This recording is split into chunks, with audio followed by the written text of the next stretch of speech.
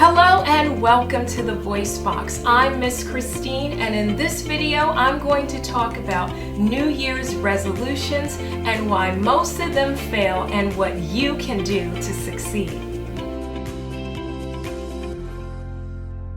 So why do we set New Year's resolutions? Well, New Year's Day is the most popular time of the year for people to hit the proverbial reset button. Some people like to stop smoking while others learn a new instrument. But why is it so hard to keep New Year's resolutions? Well, changing one's behavior isn't always easy. We can agree on that. Let's face it, it's easy to keep doing what we've been doing. I mean, if I've been eating unhealthy, for example, for years, because now it's January 2022, I'm supposed to change my eating habits right now? Oh boy, that would be near impossible for most of us. This would be very difficult for me to make such a drastic change. We are creatures of habit and prefer to do things that don't require a lot of effort, which usually means doing the same things we've been doing. So if change was easy, then we probably would already be doing it. Am I right about that? Amen. Yes. But if we never change our behavior, we never change our outcome. It's important to mention most people, including myself, set New Year's resolutions that don't require changing our behavior for a short period of time, but rather changing our behavior permanently. So we're talking serious lifestyle changes.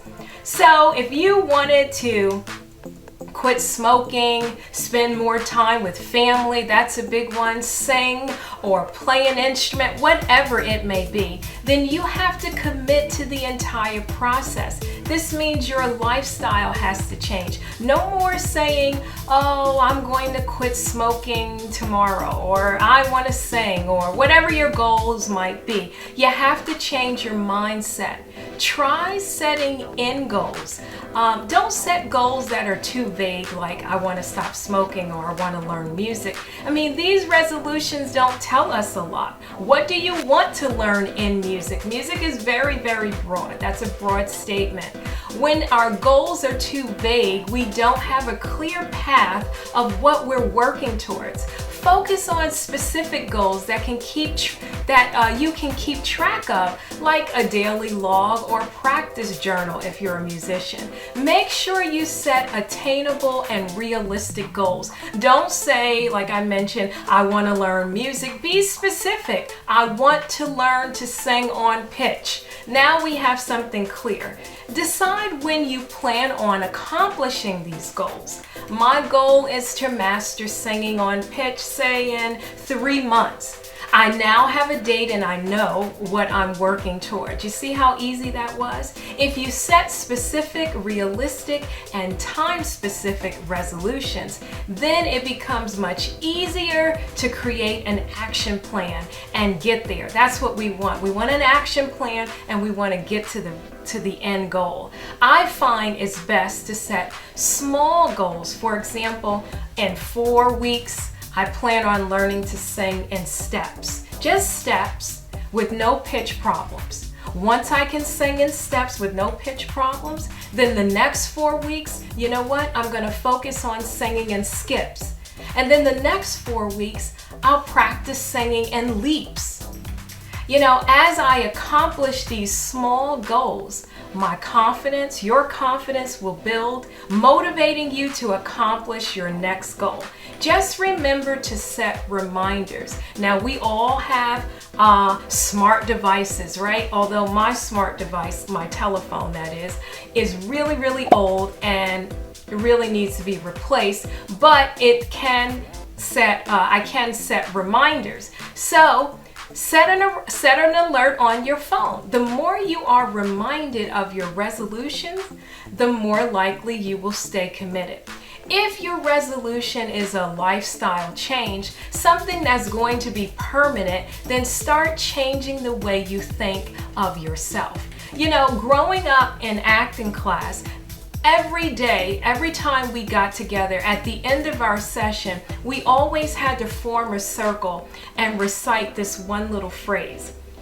If you can conceive it and believe it, then you will achieve it. In other words, your resolution, make your resolutions become a part of your identity. Instead of saying, I can't sing or I can't quit drinking, try telling yourself, I can sing and I'm not a drinker. You see, that's what we have to do. Change the mindset. Decide what type of person you want to be. Then prove to not somebody else but yourself that you are that person through your behavior. Every time you practice singing, you know what? You're a singer. Every time you go to the gym or even work out in your living room, you're an athlete. I know it's hard to believe, but whatever you aspire to become, you have to recognize it from within first. Repetition is the key. The more you repeat the behavior, the more you reinforce the identity, which allows you to get closer to believing in your ultimate goal. But now, wait a minute. What happens if something unforeseen, like, we don't live in a bubble. You will have setbacks. Things happen. Maybe you've come down with a cold, I don't know, which will prevent you from singing. Or your work schedule changes because we're in a pandemic. We all have setbacks. I feel like I have setbacks every day. But you know what? Having setbacks shouldn't determine your outcome.